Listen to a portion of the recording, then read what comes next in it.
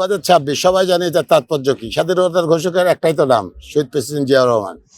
ওনার যে সংগ্রামী চিন্তাগুলো ছিল, মুক্তিযুদ্ধ নিয়ে চিন্তা ছিল, দেশ নিয়ে চিন্তা ছিল, সেই দেশের চিন্তা নিয়ে আমরা কাজ করব ইনশাল্লাহ।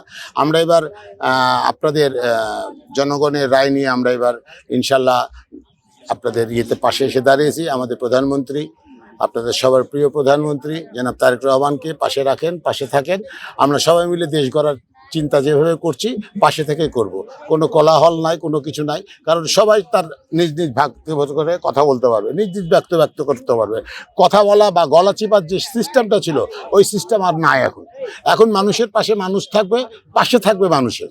এটাই আমাদের চিন্তা। এটাই আজকে এই স্বাধীনতা দিবসে একটাই আমাদের চিন্তা, যে শেখ প্রেসিডেন্ট জিয়াউর রহমানের যে আদর্শ, আমাদের তিনবারের প্রধানমন্ত্রী বেগম খালেদা জিয়ার যে নীতিবান চিন্তা, এই যে আপসীন নেত্রী, এই চিন্তাগুলো নিয়েই কিন্তু তারেক রহমান আগাচ্ছে। আপনি ভালো করে খেয়াল করে দেখবেন উনি প্রথম দিনে কিভাবে তার মন্ত্রণালয়ে কাজ করছে, কত ঘন্টা কাজ করছে। তো দেশবাসীকে বলবো যে আপনারা কোলাহল করেন না, সাথে থাকেন, পাশে থাকেন, একসাথে কাজ করি, কারণ দেশটা আমাদের সবার।